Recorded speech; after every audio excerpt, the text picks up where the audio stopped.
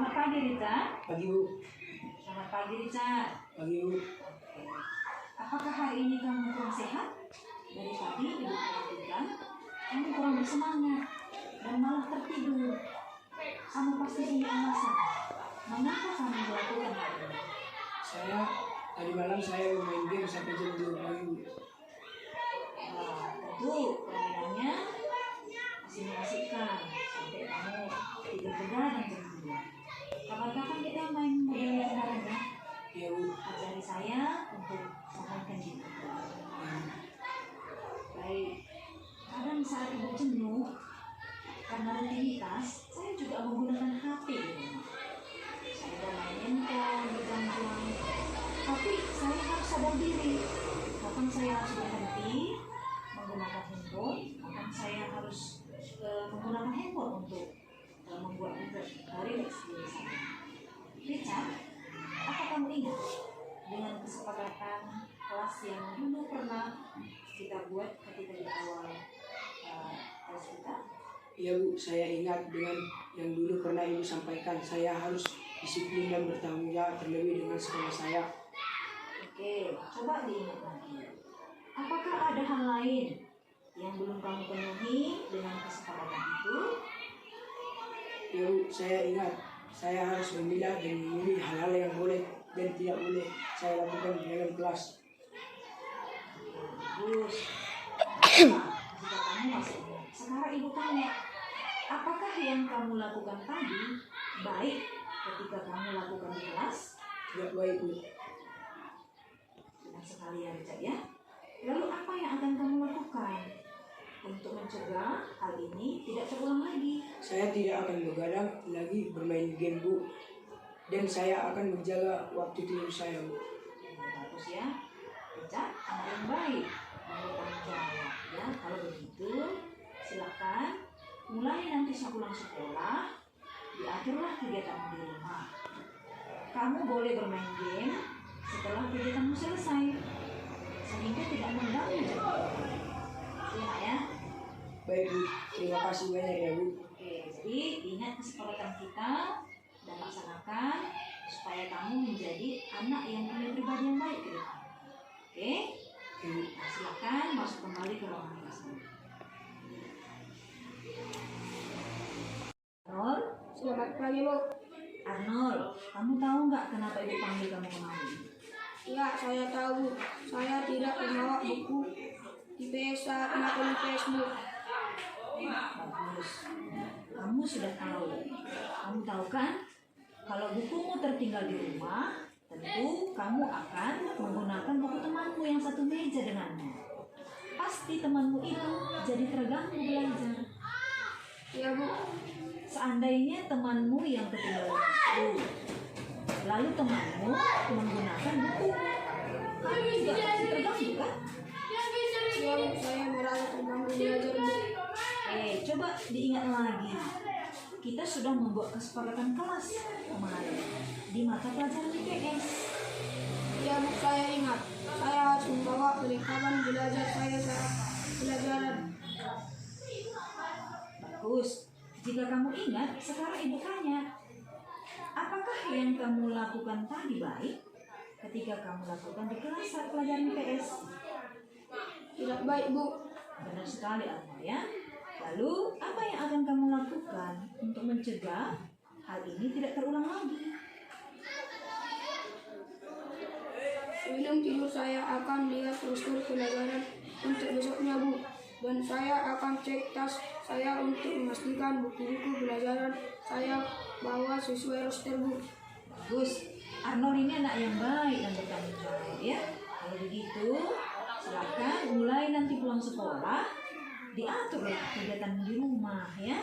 Sebelum tidur, pastikan semua buku sudah masuk ke dalam tas sekolahmu dan sesuai roster besok. Oke?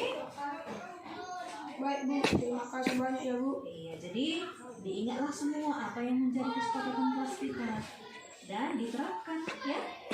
Oke, silahkan masuk ke dalam kelasmu, kembali belajar seperti pelajaran bersama langsung. Oke, silahkan. Oke. Duduk di meja. Lalu saya bangun nih ya. Saya bangun nih. Kami terlibat dialog. Kita aja ya. Kecil-kecil. Terlibat dialog ya. Saya ketik juga ini karena ini memenuhi tugas juga ya. Kenyataan memang di kelas.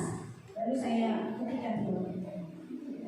Nah, restitusi yang saya lakukan tidak di dalam kelas Bapak Ibu. Karena saya menjaga begini. Anak sudah ketiduran di sini. Lalu saya restitusi juga di dalam kelas. Maka apa efeknya kepada anak? Itu yang saya pikirkan. Maka saya pakai di perpustakaan. Waktu itu saya inti perpustakaan kosong ya. Kosong perpustakaan, saya masuk ke dalam. Saya coba seperti ini.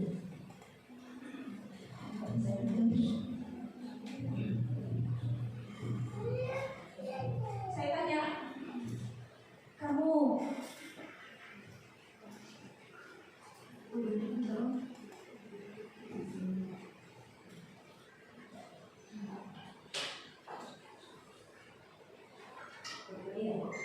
jadi saya tanya si anak, kenapa kamu ketiduran Richard?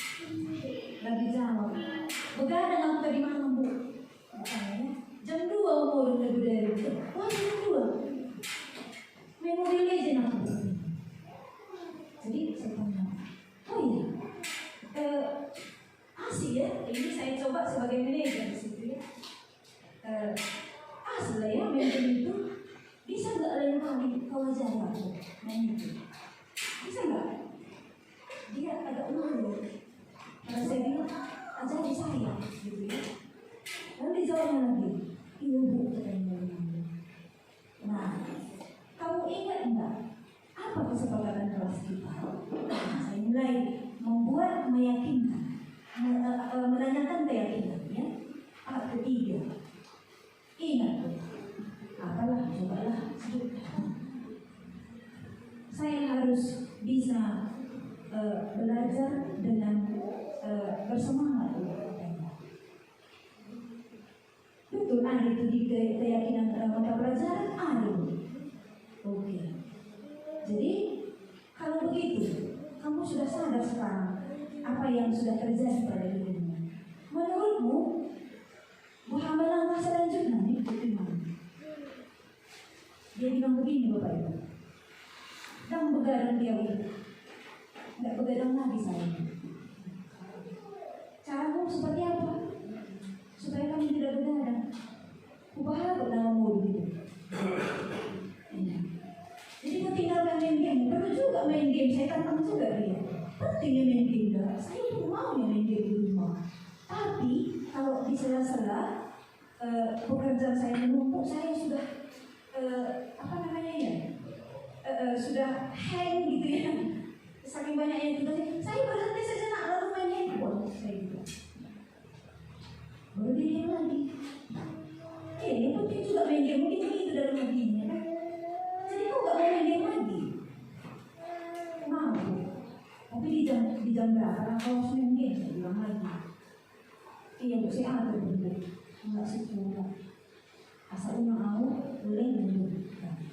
Nah, jadi Bapak Ibu, setelah itu dia ucapkan, saya perkuat lagi dia tentang keyakinan kelas, yang keyakinan mata pelajaran yang sudah kami sepakati di mapel.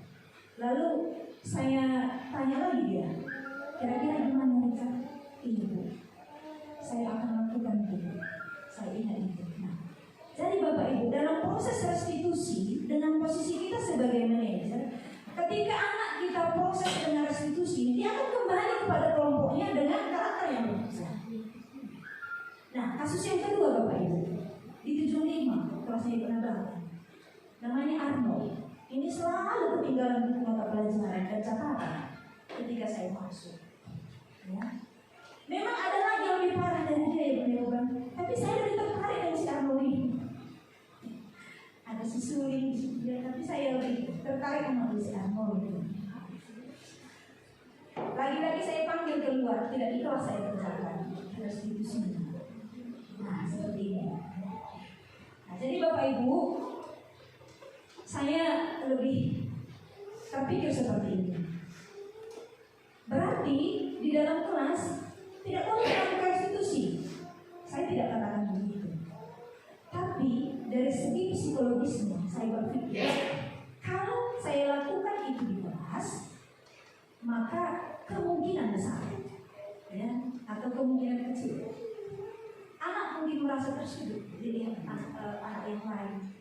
Yang kedua, mungkin anak yang lain akan menertawakan. Di situ sudah masuk kecil sekali tentang bunga.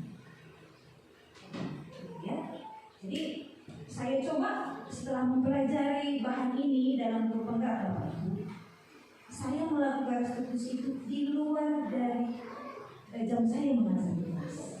Saya panggil mereka empat, mengantisipasi perasaan si anak di depan teman-temannya ketika saya tegur. Nah, Bapak Ibu, saya kira pemaparan saya tentang restitusi, posisi kontrol guru, saya sudah disampaikan. Budaya positif itu salah satunya adalah membuat keyakinan kelas. Membuat keyakinan kelas sudah kita lakukan dan masih utuh ya, masih utuh di kelas kita masing-masing keyakinan itu. Malah kita kembangkan juga kemarin keyakinan di mata pelajaran. Jadi sudah ada tingkat kelas, tingkat mapel, tingkat sekolah yang belum ada. Nah, barangkali ke depannya ini perlu juga pemikiran bersama. Penting nggak ya membuat keyakinan sekolah dari itu.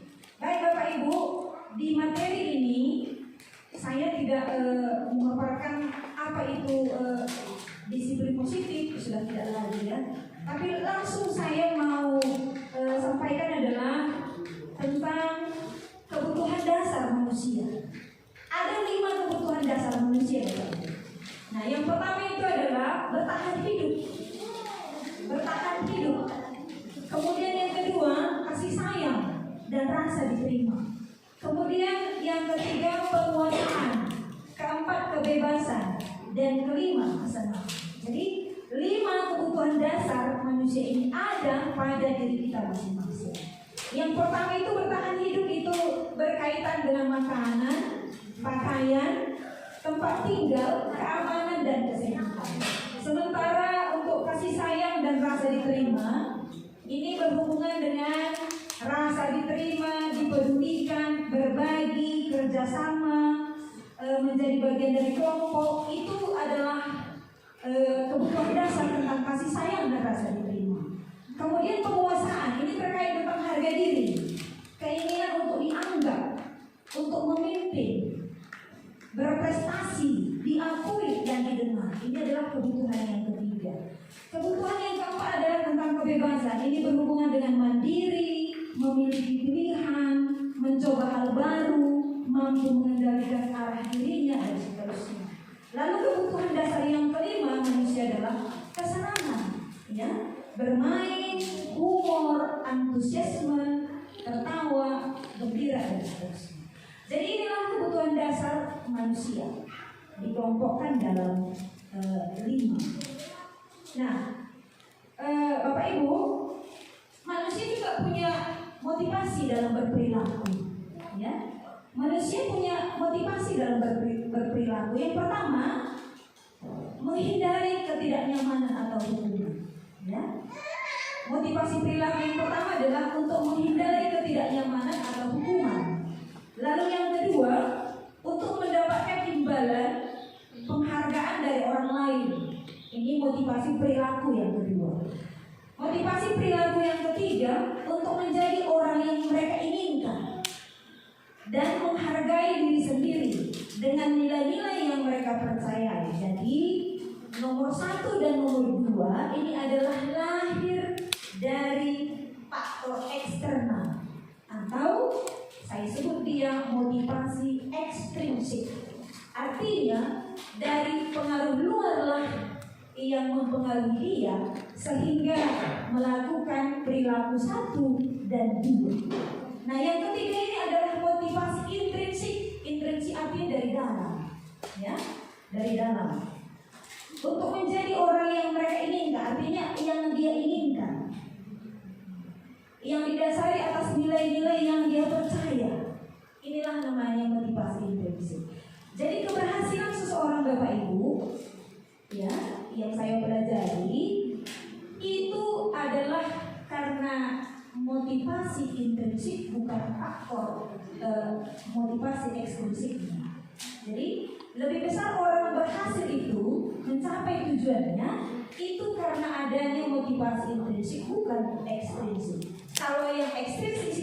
tidak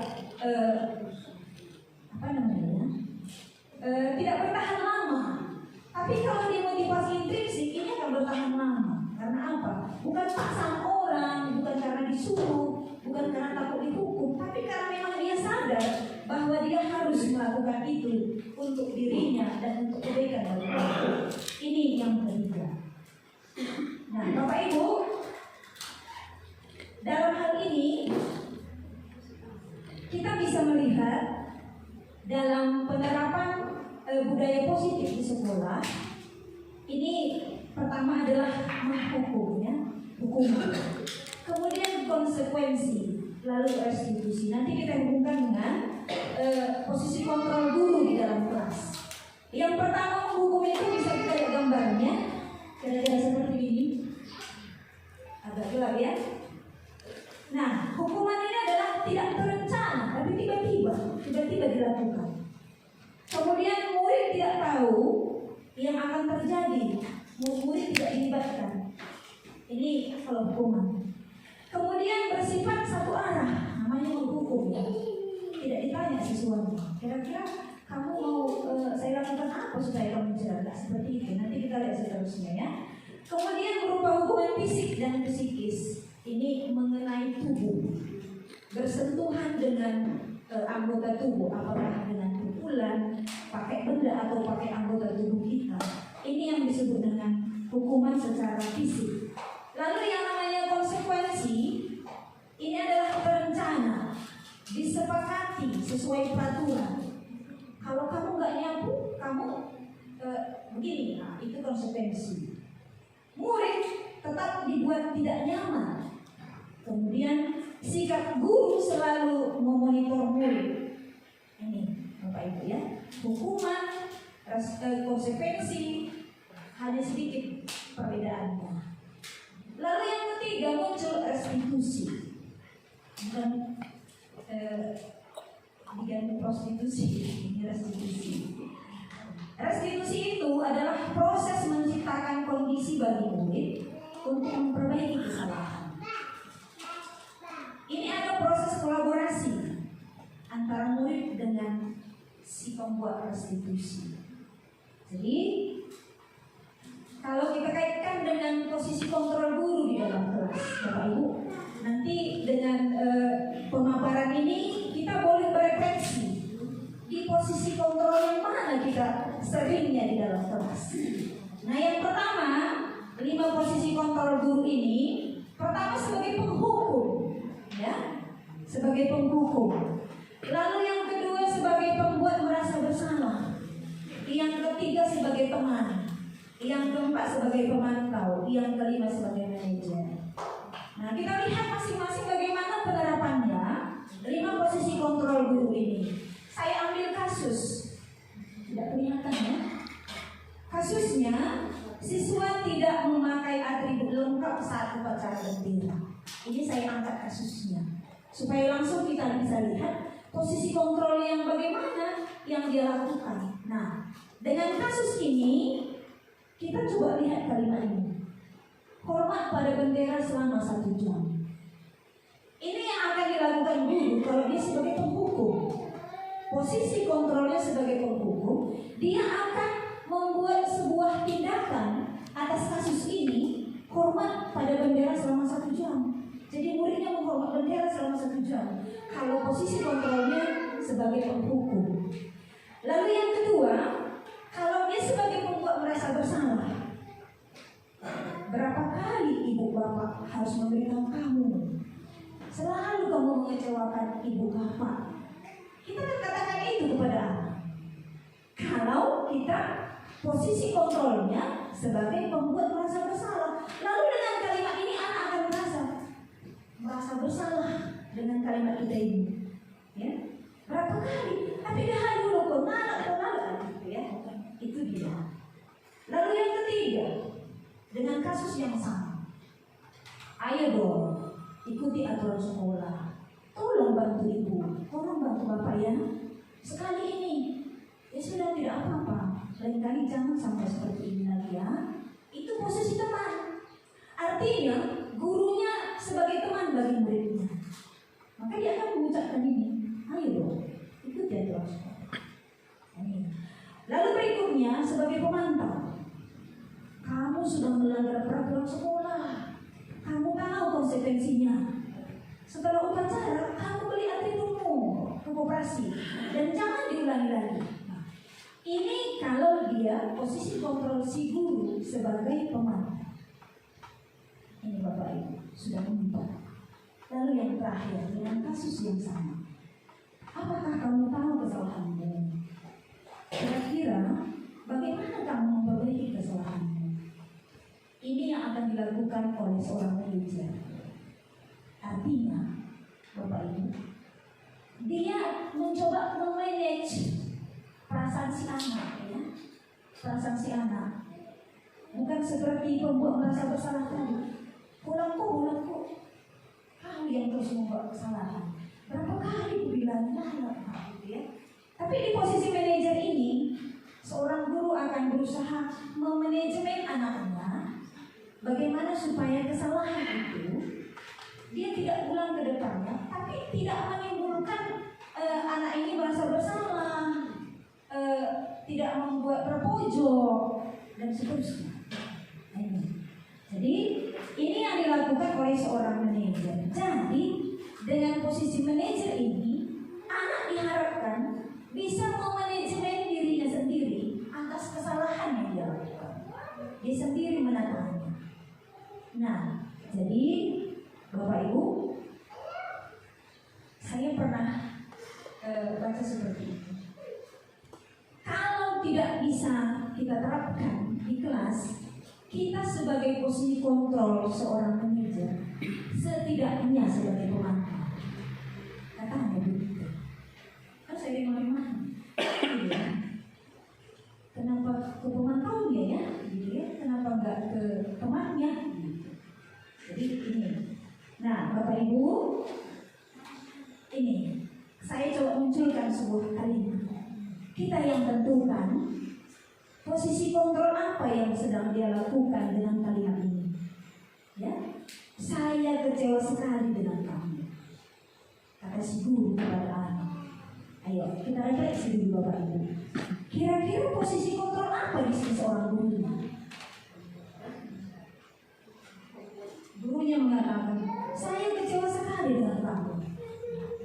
Ya Bapak Ibu, kira-kira sebagai apa di sini gurunya? Membuat merasa bersalah kan? Sepakat kita? Membuat merasa bersalah. Jadi dengan kalimat ini kalau kita ucapkan kepada anak, saya kecewa sekali dengan kamu. Apa yang terjadi kepada perasaan saya? Pasti anaknya akan menciut ya, akan merasa bersalah. Karena apa? Kalimat dari gurunya sudah mengatakan kekecewaan. Lalu yang kedua, kamu tidak pernah benar melakukannya, kata gurunya lagi.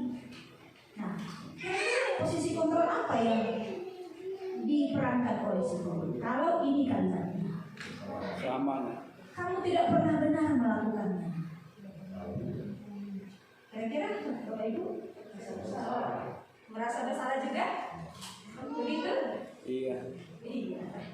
Oke, yang ketiga, apa rencanamu untuk menyelesaikan masalah ini? Sebagai artinya anak itu ditanya, ya, biarlah anak itu yang memanage masalah.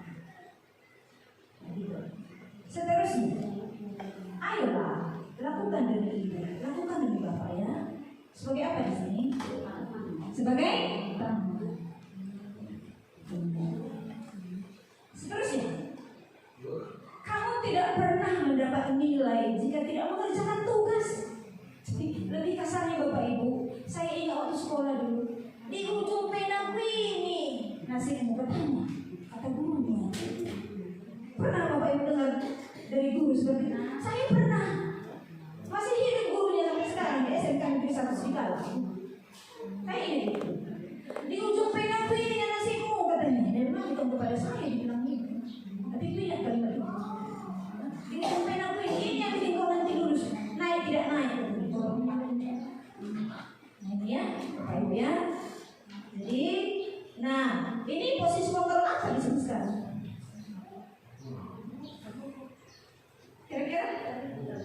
Iya, penghukum. Oke, Bapak Ibu. Jadi ini saya sudah paparkan materi yang kedua ya. Kita refleksi dulu ke kelas kita. Kira-kira dari 5 ini kita seringan yang mana kita kerjakan? Pembuat merasa bersalahkah? Penghukumkah? Sebagai temankah? Sebagai manajerkah? Yang mana ini pernah? Sering semua ya? Iya. Tergantung kelasnya ya Pak. Mau kelas nama di mana sih penghukum? Iya. Jadi sebenarnya Bapak Ibu, dilema juga memang kita ya. Saya pun ketika mempelajari materi ini ditekankan sebaiknya jadi seorang manajer di dalam kelas. Tapi keegoanku itu seringkali naik. Apalagi kalau kuliah misalnya si Jerry yang seringkali keluar bajunya, si Ijaz. Nah, tanduk kita ya. Nah, jadi mungkin kita perlu juga sekali-sekali bertobat ya Bapak. Oke. Biarlah pemahaman kita tentang posisi kontrol guru ini hari ini, biarlah itu terus kita refleksikannya. Saya tidak katakan kita harus total berubah menjadi manajer, enggak juga. Saya sendiri nggak bisa, gitu ya. Tapi mungkin dirima-rimani ya, dirima-rimani pelan-pelan. Kira-kira kalau saya buat begini, anak-anak ini seperti apa ya? Nah, mungkin seringlah kita berefleksi. Karena kalau kita pilih satu saja, nggak pas juga saya rasa. Oke. Nah, seterusnya Bapak Ibu materinya ya. Ini keyakinan kelas kita sudah lakukan ya. Mengapa keyakinan kelas? Mengapa bukan peraturan? Nah ini ya. Nah ini sudah kita lalui, ini saya rasa sudah paham kita ya. Nah seterusnya Bapak Ibu ini kita ke segitiga restitusi. Ini yang saya katakan tadi. Masih berhubungan dengan posisi kontrol guru. Jadi selain kita sebagai menghukum, kemudian kita berikan konsekuensi atas tindakan anak, langkah yang lebih baik lagi untuk diterapkan adalah melakukan proses atau tahap restitusi. Kira-kira seperti apa langkah-langkahnya atau apa itu restitusi? Saya kira juga ini sudah sering di PNM juga sudah kita kerjakan ini ya Bapak Ibu, modulnya ya, segitiga restitusi ya. Nah, apa itu restitusi? Ini adalah suatu proses dialog yang dijalankan oleh guru agar dapat menghasilkan murid yang mandiri dan bertanggung jawab. Ini restitusi. Nah, segitiga restitusi ini seperti ini bentuknya Bapak. Pertama dia menstabilkan identitas, lalu yang kedua validasi tindakan yang salah, kemudian menanyakan keyakinan. Jadi dalam proses segitiga restitusi, tiga-tiga ini diterapkan. Langkahnya seperti apa? Ini. Dalam menstabilkan identitas, ya, ada prinsipnya begini. Membuat kesalahan adalah bagian dari proses pembelajaran. Itu menstabilkan identitas. Kalimatnya boleh seperti ini. Buat salah itu wajar, ya. Ini kalimatnya. Kemudian tidak ada manusia yang sempurna.